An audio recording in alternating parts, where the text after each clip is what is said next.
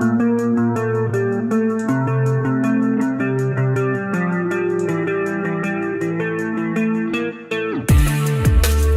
are great ideas undiscovered, breakthroughs available to those who can remove one of truth's protective layers.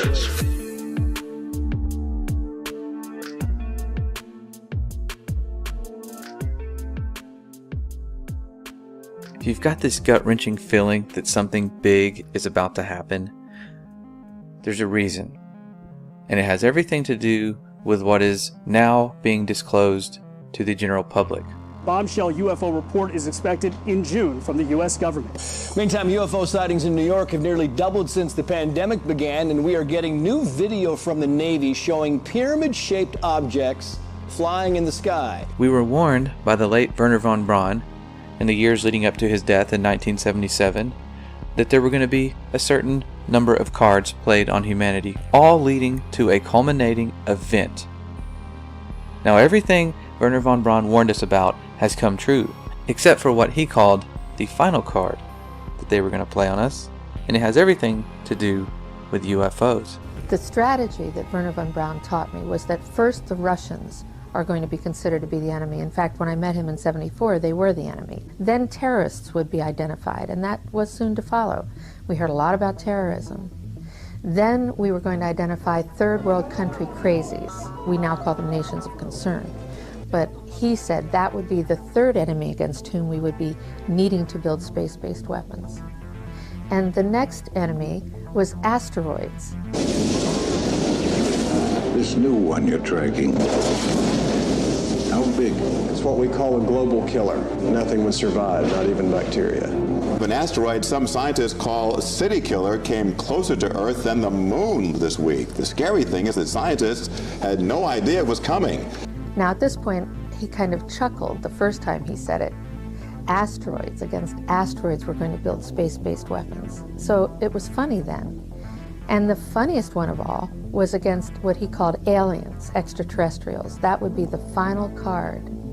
And over and over and over, during the 4 years that I knew him and was giving his speeches for him, he would bring up that last card. And remember, Carol, the last card is the alien card. We're going to have to build space-based weapons against aliens, and all of it, he said, is a lie.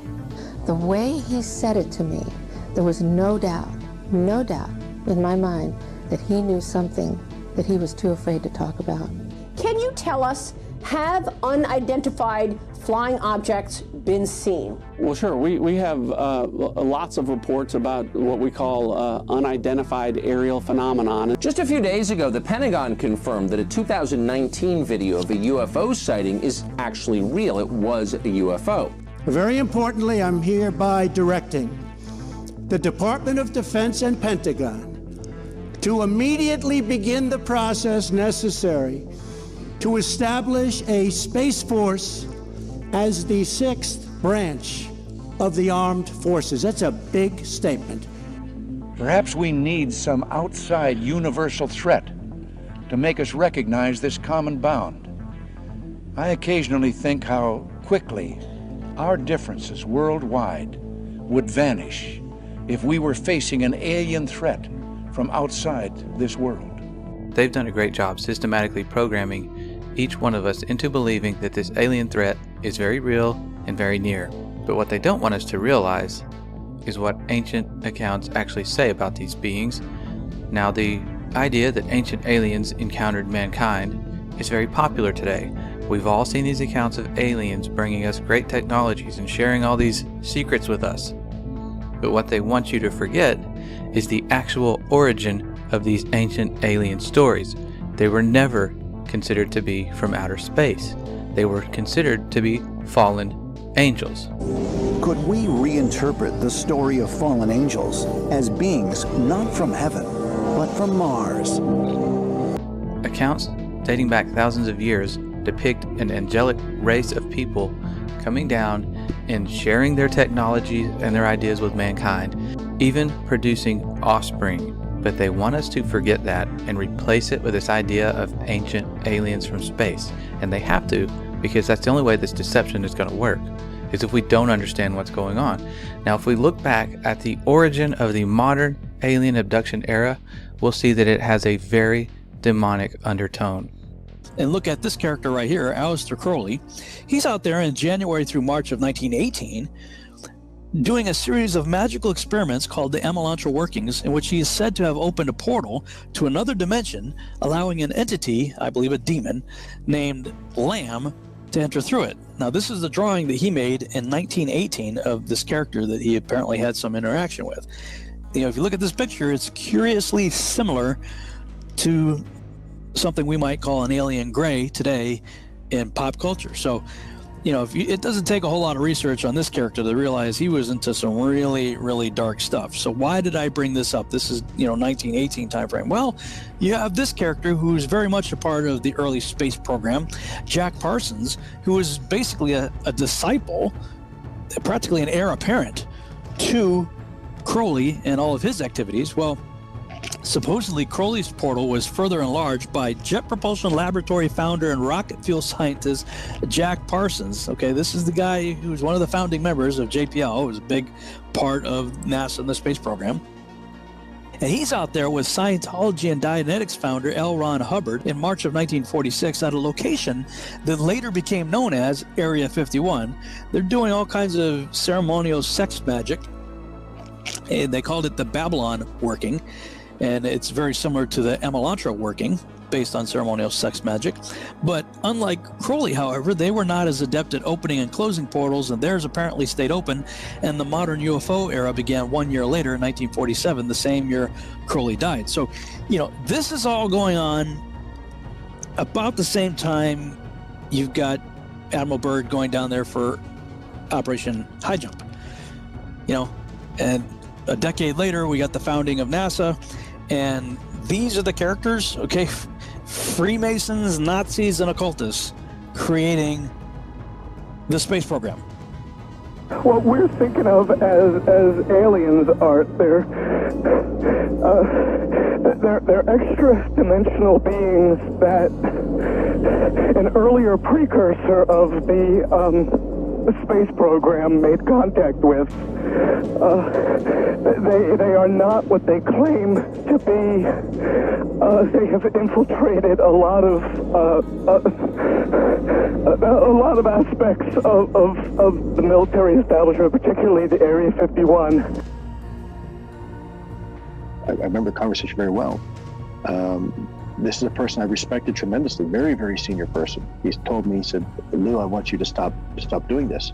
I said, "Okay, sir, I certainly can, but may I ask why?" And he says, "Well, we already know what it is." Now, at that moment, I honestly thought maybe it was our own technology. I was running up against some super uber secret SAP, and they were telling me to stop. And I said, "Okay, sir, so it's ours?" And he said, "No, that's not what I'm saying." And he said, he asked me point blank, "Have you read your Bible lately?" And I wasn't quite sure where he was going with that. And I said, "Well, sir, I think I know what it says. Where are you going with this?" And he said, "Well, then you would know that these things are demonic, and we should not be pursuing them." Yeah, and he wasn't kidding. That's exactly how he felt. So this is a Pentagon. This is a Department of Defense official saying, "Stop looking at UFOs because they're demonic." Correct. Before we can actually fully appreciate just how big this deception is going to be, we have to uncover the underlying deception, the one that puts this whole thing to rest. We all grew up believing the story that we were told, that Earth is just a speck of dust in an infinite universe, that there are other Earth-like galaxies out there and planets far, far away, and aliens could come visit us one day. But think back to the origin of that reality. It was told to us by people that we know and trust. Our teachers, our parents, everything we saw on television supported this narrative. But what if we were actually at the center of the universe in a very unique place? And that brings us back to what every ancient cosmology understood about the skies that they were seeing above. They were not told what to believe. They were going out and they were mapping out the skies. And every one of them came to the conclusion that these stars that were rotating above our heads were making their own orbits in a fixed way. They believed that the heavens above were unchanging. Now they also believed the earth wasn't spinning or moving. They believed it to be perfectly still. And if we go back to the Genesis accounts, we start to see that they had this idea that there was a vast solid covering known as the firmament. It was the second day of creation. That's when it was made. The entire second day was spent making this solid covering, and that's where the stars were said to be placed.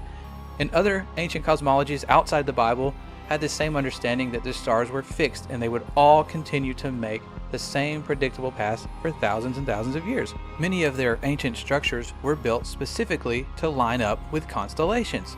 And thousands of years later, here we are seeing these same structures line up with the constellations they lined up with when they were built. They were using the sky as this great timepiece above to keep track of the days, the weeks, the months, the years. And that's how they understood things to work, that the earth was relatively flat, stationary, with a fixed solid covering. Okay, now we were all taught in school that Christopher Columbus sailed in this big circle, and that proved once and for all that we live on a globe.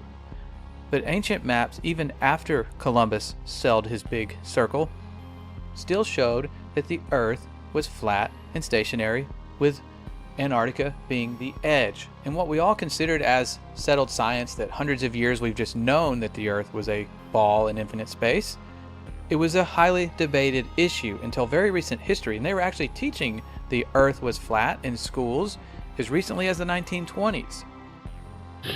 We were just talking and I asked you what shape the earth is, and what did you say? What were you taught in school in elementary school? I was taught in school that the earth was flat. And the first person to ever venture far enough up to see what the earth looked like was a guy named Auguste Piccard. Most of us have never heard of this person because when he made it to the stratosphere, he said he saw what appeared to be a flat disk with an upturned edge. Now, after Auguste Piccard ventured to the stratosphere, we have the U.S. Air Force showing us the stars from space for the very first time. And when you look at what they showed us, what they actually saw, you begin to understand why the moon landings never had stars in the background, why they're not showing us stars from space anymore, because it's very difficult to pull this off. The sky is deep black. As you can see the stars. Oh, yeah. You know, and pretty much all the time you can see the stars. The sky, of course, was black. The heavens are 10 times as bright, stars 10 times as numerous. And we could not see stars. The thing about Carl Sagan, billions of stars, there really are billions and billions of stars, and you can see them. It's an unfathomable blackness, with a texture you feel like you could stick your hand into. And that's when things start to get weird, because people have gone back and looked at declassified documents that for some reason keep mentioning a flat, non-rotating Earth. Over and over again, it's in their flight plans, it's in all their working models. This flat, stationary Earth repetitively keeps showing up. If it doesn't exist, there'd be absolutely no reason to base all of your science on it. Something else shows up. In the 50s, in Russia, they had documents describing the firmament. It's a long fly ball going back, and the ball shatters the sky, bringing the ocean itself down into the stadium. Oh, Simpson just broke this dream's reality wide open. And we take for granted our entire view of the universe hinges upon the Apollo moon missions. It was actually the first time we ever saw our planet as a whole, and somebody confirmed to us what we're being taught is actually real. We found a very unique reel of footage. And you want me to see this while you have me on camera? Well, and to tell us what it is. An old reel received by mistake. It contains the raw or unedited footage of the crew of Apollo 11, Michael Collins, Edwin Aldrin Jr., and Neil Armstrong, staging part of their mission for nearly an hour. I think when you see the footage, you'll see that it's very extraordinary, one of a kind, behind the scenes type of footage. Yeah. Well, if it is, why do you have access to something that no one else has seen before? Serendipity, I guess. though the federal government would have you believe that this is a view of Earth from a distance out of the spacecraft's window as it nears the moon, it is not. What they have ingeniously done is placed the camera at the back of the spacecraft and centered the lens on a circular window in the foreground. Turn the camera off, please. As they perfected the shot, a crescent-shaped piece of black material was inset slightly into the window to create the illusion of the Earth's terminator line dividing night and day. It is uncannily convincing. If you show this publicly, you're open for a lawsuit. Here is the diffused work light that they used to see camera controls, but not throw light onto the spacecraft's wall. Finally, the iris is opened up, and you can see the real location of the camera and the very bright and near Earth out the window. You're talking to the wrong guy. Why don't you talk to the administrator at NASA? We're passengers. We're guys going on a flight. Now maybe we could say they faked the moon landings. But what about every single space agency after this? We're putting our trust in people to be honest and show us exactly what they're seeing. They would have no reason to lie about going to space, being on a space station, but that's where things start to get even weirder because we're catching them making big mistakes. They're having CGI glitches, their wire harnesses are not working correctly. If you do enough searching, you will find clip after clip of NASA fails. These people messing up in the middle of what's supposed to be a live feed because even with the best technology, things screw up.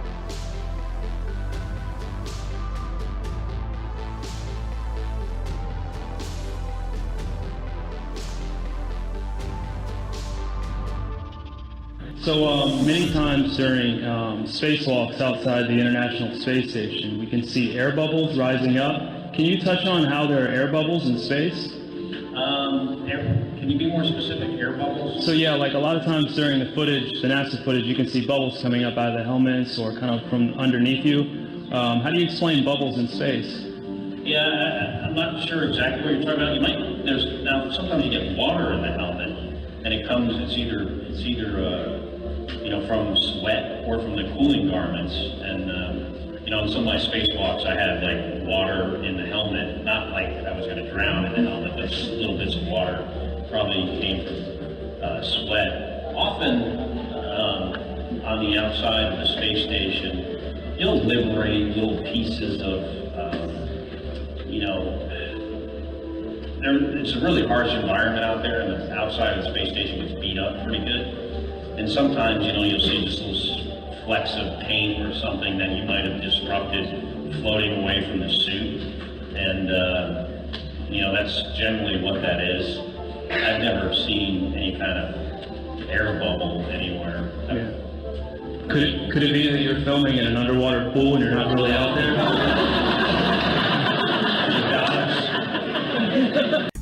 Now, you and I could put this whole thing to rest ourselves by going to space. Civilians could go to space. They've been promising us this for years. We can just take a rocket and go to space, right? They are working on it as we speak. In a year's time. In the last few months. Early next year. Very few months. Sometime next year. By the end of the year, we should be taking members of the public into space.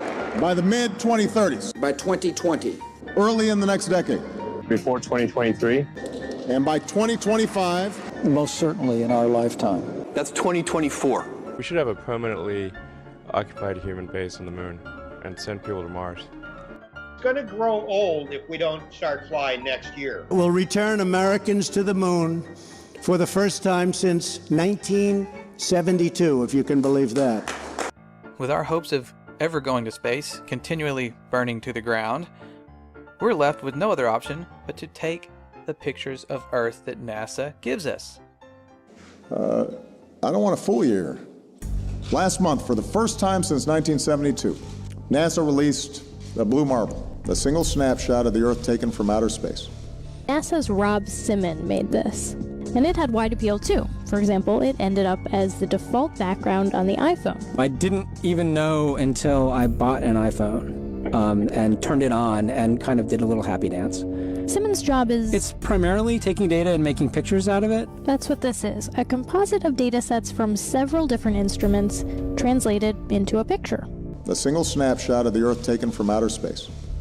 To us, the really cool thing was the data set. Up until that point, there was no realistic color map of the globe anywhere. There's artistry to creating the world. What I imagine it to be. Unfortunately, I'm not an astronaut. I've never been to space, but I've looked at these images over and over again, trying to sort of get the essence of it. It is photoshopped, but it has to be. The only time we ever see curvature from any high altitude balloons or anything that was sent up, it's created using a fisheye wide-angle lens effect. We saw this during the Red Bull jump. Anytime they send up something on television, you're going to see this curved horizon, but it's the result of this wide-angle lens.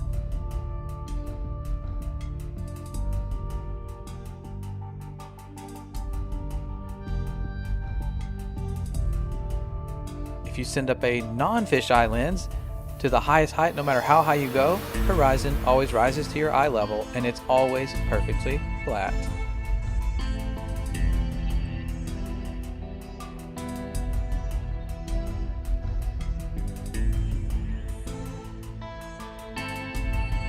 We could also go to satellite footage. After all, aren't there thousands of satellites orbiting the Earth right now? One would think. And yes, there are in fact satellites being sent up year after year. There have been for decades. The only problem is these satellites are launched on balloons, and they have been falling down all over the world. For a Michigan couple, when a satellite crash landed in their backyard, and their reaction? Priceless. Never know what's going to happen. This baby fell out of the sky and landed in our yard. Houston, we've had a problem here.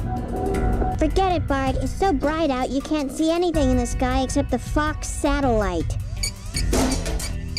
Now this brings us to our second method of proof. If we can't go to space, we could simply sail anywhere towards Antarctica, towards the southern hemisphere, and eventually we're going to hit the edge of the known universe, the firmament, or whatever's out there. Could there be more land? We don't know. But we could go prove for ourselves by circumnavigating north to south. The only problem is no one's allowed to do this. The Antarctic Treaty prevents it. You can take a guided tour. They'll take you to a fake South Pole and tell you, okay, this is where it is. But independent exploration is prohibited. It's guarded heavily by the military. You can't just go to Antarctica and check it out for yourself. Antarctica has effectively been off limits since December of 1959, and this was signed into law and agreed upon by over 50 countries. That should raise a little bit of concern. Why would an icy continent be off limits? Well, that's something we may never find out. Admiral Richard Byrd, one of the first people to really explore Antarctica, came back making bizarre claims of resources and in a time when Antarctica would be highly sought after by other nations. He also talked about unexplored land beyond the South Pole. Admiral Byrd, you've been to both the North Pole and the South Pole. Is there any unexplored land left on this Earth that might appeal to adventurous young Americans? Yes, there is.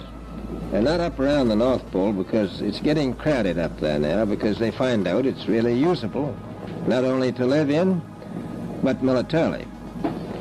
But strangely enough, there's left in the world today an area as big as the United States that's never been seen by a human being. And that's beyond the pole on the other side of the South Pole from Middle America. And I think it's quite astonishing that there should be an area as big as that unexplored. This is a tremendous So there's a lot of adventure left down at the bottom of the world. Well, Admiral, do you hope to see that? I do. Okay, so we can't personally go high enough to see this planet or sail far enough away to see if there is an end to this Earth or some land beyond Antarctica. but we do have a chance to watch rockets launch. They go up all the time. You can watch these rocket launches that seem to be happening more and more, but you have to wonder why they're taking this curved path and they're not going straight up. Now the official answer is they're taking some curve with gravity, and there always will be some cover story for why they can't go straight up. But the big question is, why are we now stuck in low Earth orbit? We seem to get past it multiple times during the Apollo missions. The moon is well beyond low Earth orbit, but now we're stuck, and NASA will tell you for themselves. Right now, we only can fly in Earth orbit. That's the farthest that we can go. As we get further away from Earth, we'll pass through the Van Allen belts, an area of dangerous radiation. We must solve these challenges before we send people through this region of space. Any ill effects from the Van Allen radiation belts?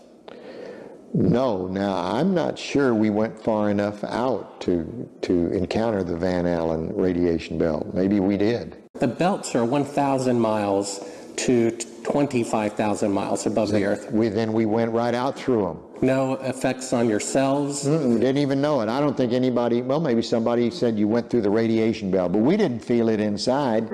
I'd go to the moon in a nanosecond. The problem is we don't have the technology to do that anymore. We used to, but we destroyed that technology, and it's a painful process to build it back again. This next generation spacecraft will enable America to explore beyond low Earth orbit. One thing I really want your generation to embrace is that the Earth is a closed system. We cannot leave the Earth. So what about the proofs we were actually given for this Earth being a globe other than pictures in NASA? One of those, the first that I recall, is boats going over the curvature. As ships sail away, they don't disappear all at once. First, the bottom will disappear.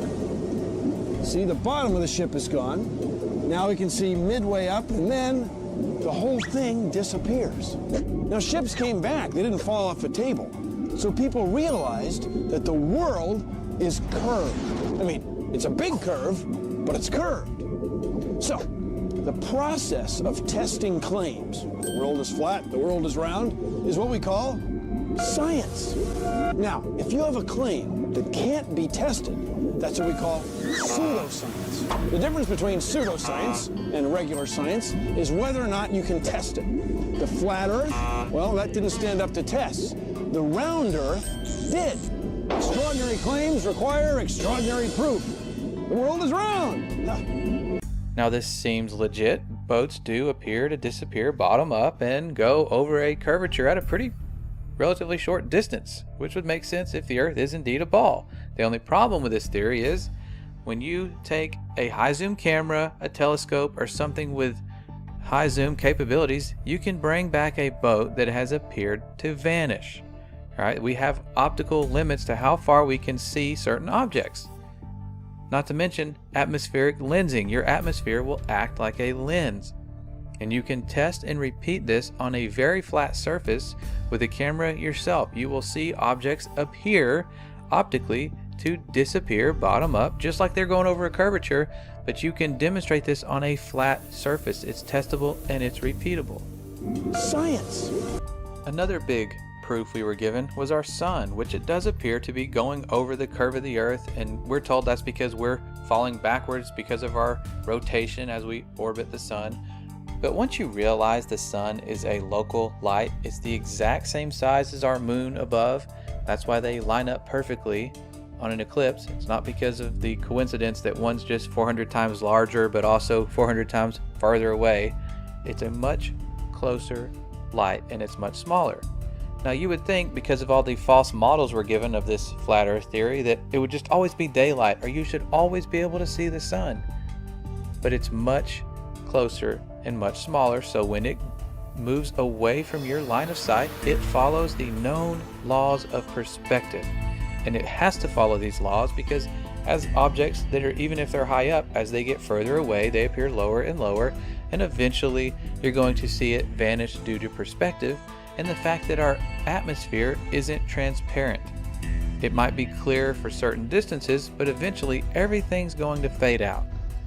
You can find time-lapse footage of the sun doing just this. You You can see it, and then all of a sudden it fades out and appears to vanish. That's because it is traveling through an atmosphere that is not transparent 100%, and it is taking its local light with it.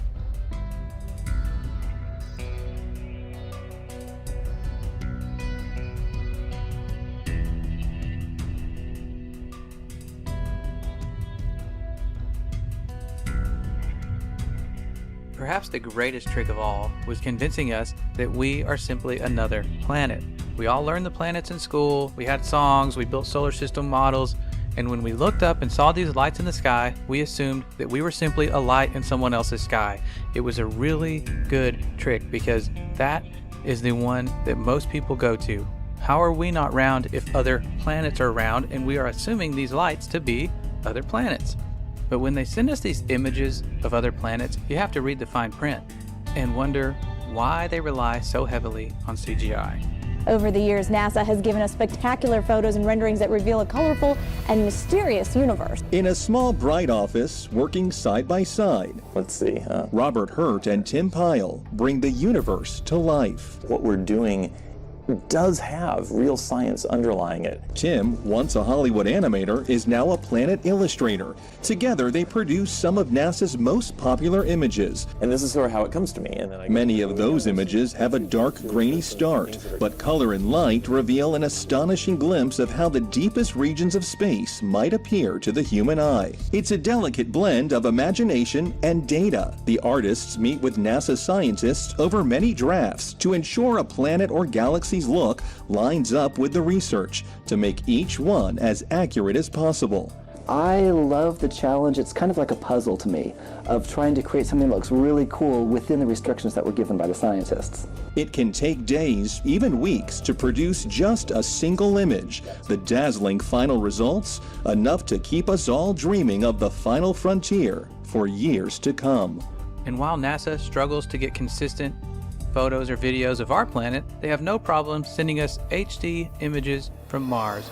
We're expected to just believe these are legitimate.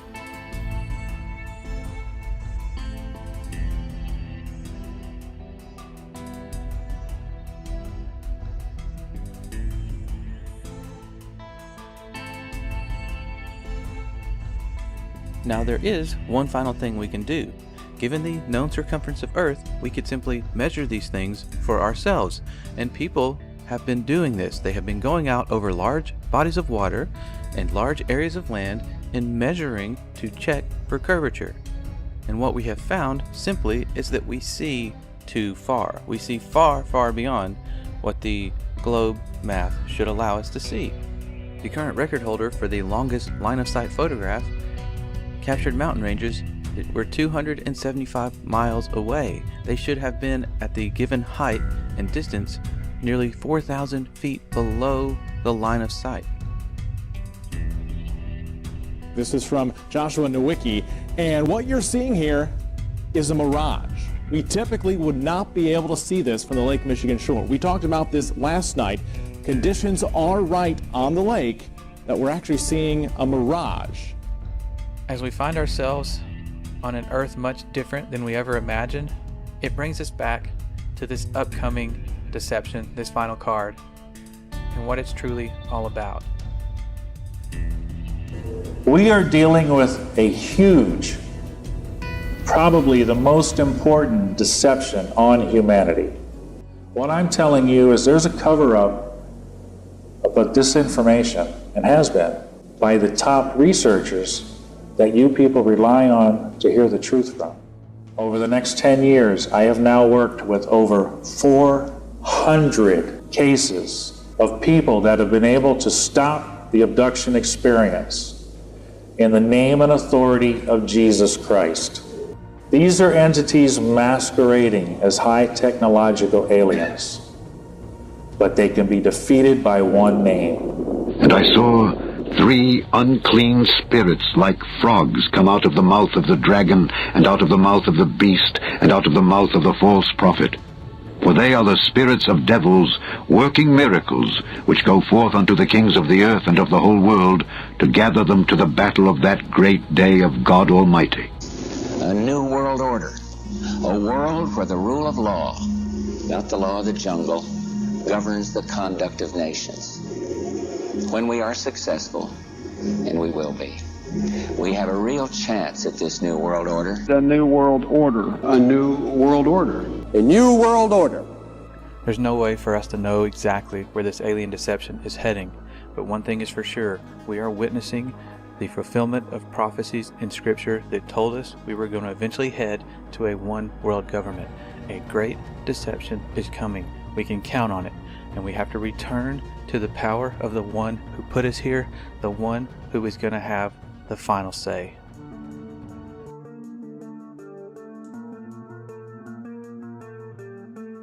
I'm amazed. I'm so happy to know it's true. It's true, and God created this world. And he's right here in the clouds above, close, not in an infinite universe. So good, right? And I can't get over it. Made me cry. Made me cry too. Yeah. Thank you. Thank you. All right, Ruth, give me a hug. Here we go. I need it. Pan tam był. Czy Ziemia rzeczywiście jest kulą zawieszoną w kosmosie? Jest płaska. Tak jak oczekują i nie spodziewałem się co prawda tego pytania, ale zapewniam pana, że jest płaska. It's the best flat earth proof right behind me. This is what you have to believe in if you believe in the ball. You have to believe that you're spinning faster than the speed of sound, that you're orbiting 66,000 miles an hour, which you can't even fathom that speed, while you're chasing the sun at 500,000 miles an hour, while the whole system is moving sideways at 1.2 miles an hour, right? And all of this is happening, okay? And how it started to happen is ridiculous, but while all of that is happening, this happens. Okay? Oh, dude, you got some great images. I love it. He came prepared. This is the Earth. This is water at large bodies of water at rest lay flat.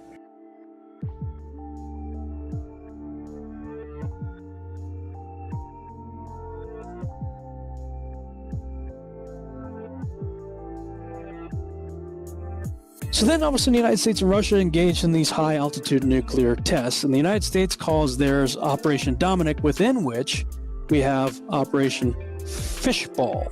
Look up the name Dominic from the late Latin name Dominicus, meaning of the Lord. Fishball was part of Operation Dominic. It looks like they are sending high altitude nuclear bombs to test the fishbowl of the Lord, i.e. the firmament.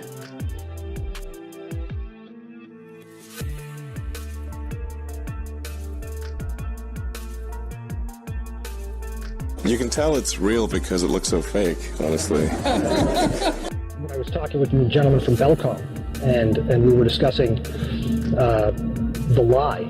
Everything he was telling me was different from what we were being told was the truth. And at one point I asked him, I said, man, you guys, you lied about a lot, didn't you? And instantly he said, no, we didn't lie about certain things. We lied about everything. None of it was true. And also when we, against the orders of President Truman, when Allen Dulles brought in all the Nazi scientists and so forth, they went to two places. They went to CIA and they went to the National Aeronautics and Space Administration, which in our world we call it not a space agency. And as Kathy O'Brien has said so clearly, that's where the bulk of the mind control has been done. The spacesuit has replaced the cowboy outfit of an earlier year. And the dream of a rocket trip to some distant planet has outdated the old-fashioned desire to fly a plane around the world. So you spin, when you spin pizza dough, it kind of flattens out. Yeah. Gets wider in the middle. And so Earth, throughout its life, even when it formed, it was spinning. And it got a little wider at the equator than it does at the poles. So it's not actually a sphere, it's oblate. And officially it's an oblate spheroid. That's what we call it. But not only that, it's slightly wider below the equator than above the equator. A little chubbier. A little chubbier. Yeah. Chubby's a good way. It's like pear-shaped. Check this out. This is from Taiwan to Los Angeles, and Hawaii's out there kind of in the middle. Right about here, there was a medical emergency. Where would you land if you were the pilot? Hawaii. Right, or maybe go to Los Angeles. Instead, they went all the way up to Alaska. What? Why did they go to Alaska? The answer is because this is the route. Taiwan, Oh, shit. emergency, Alaska. Hawaii is all the way out here. This is the actual route that they take. He has called them the Galactic Federation of Aliens, and he says President Trump is aware of the existence of these aliens and had been on the verge of revealing their secrets, he claims, but was asked not to do so by the Federation in order to prevent what he calls mass hysteria. Well, the retired general says the US and Israel have kept it from the public because, quotes, humanity isn't ready and the aliens don't want to reveal themselves until humanity can evolve, he says, and understand what space really is. Because space is the world's newest warfighting domain. Space is a warfighting domain. The next warfighting domain. Space is a warfighting domain.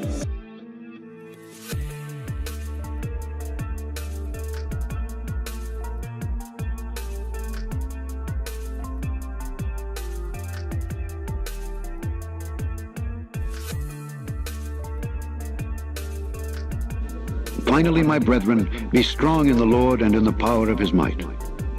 Put on the whole armor of God, that ye may be able to stand against the wiles of the devil. For we wrestle not against flesh and blood, but against principalities, against powers, against the rulers of the darkness of this world, against spiritual wickedness in high places.